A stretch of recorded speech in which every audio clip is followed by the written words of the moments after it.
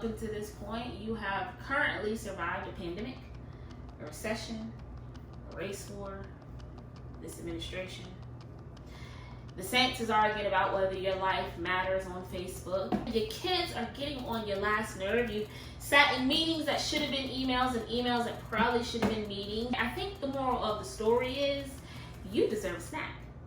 So that's what we're gonna make tonight.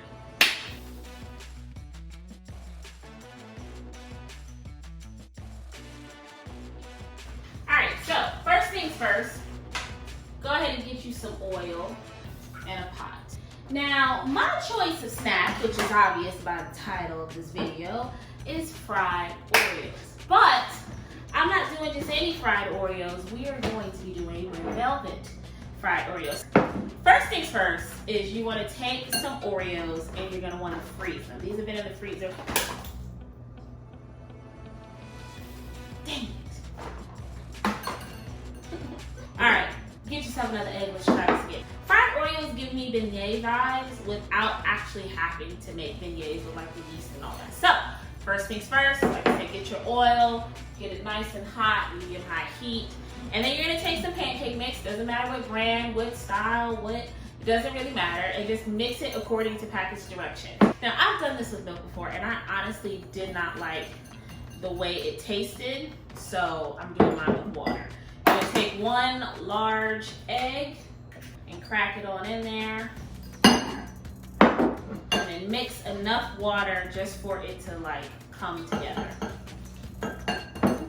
Just as needed. You know how to make pancake mix from a box. You know how thick you want it, how thin you want it. Of course, any excuse that I have to make something red velvet, I'm gonna take it. So to my pancake mix, I'm gonna take about a tablespoon, maybe a little bit less, of cocoa powder.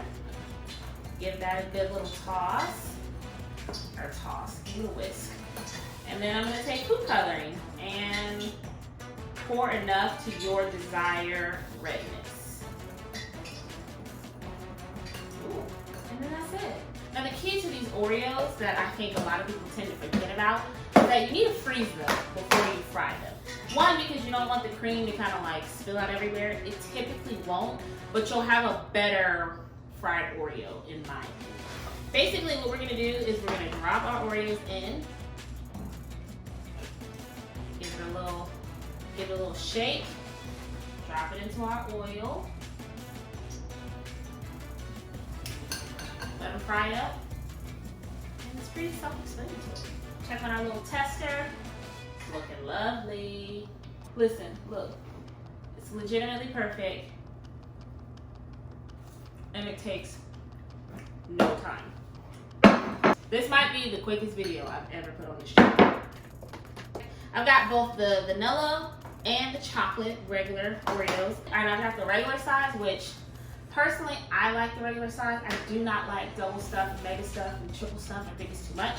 But I couldn't find any regular size vanilla ones, so I've got double size and regular size. And honestly, I'm just gonna mix them in here because I like a little surprise when I bite into it. So come on over here and fry it. Simple. As you see, they come out to perfect little mounds. What I love about fried Oreos is they legitimately take no time at all. I think I started this at 9 o'clock. I'm almost done.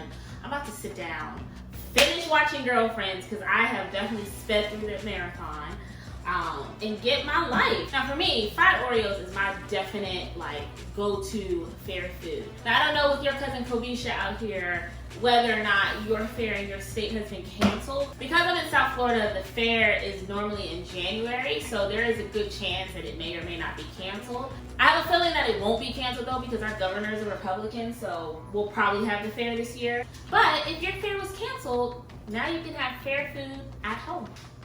Listen, and there you have it. Midnight snack, late food, probably the quickest video on my channel. What you're gonna do is you're gonna take the little extra bits and pieces, dust them off, put them on a nice pretty little plate. And listen, if you don't like red velvet, that's completely fine. Just take the cocoa powder and the food coloring out, sis. That's it. Now this is layer number one. You take it, Take your little powdered sugar, boom, boom, boom. Now I'm giving you beignets without having to actually make and proof a whole recipe. Put this one right on top. Hit it with some more powdered sugar. And child, get your life. Get your life. Now, of course, I'm gonna eat one with you. And of course, I got on black, so maybe not the best time to be having fried Oreos, but there we are. Perfectly done. Cooked in under 30 minutes. Huge win. Huge win. I would try to find a golden one in here, but that would require me to bite into a lot of them. Let's just see. Yay! A golden one. I think I like the golden one for Red Velvet fried Oreos more than I like the chocolate one, because at least it gives you a balance. It's not like chocolate on top of chocolate on top of chocolate. It's like, oh, vanilla.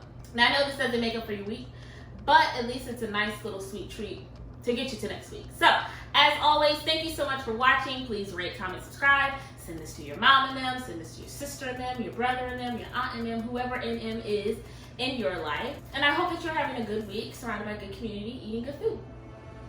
Peace. Quickest episode ever.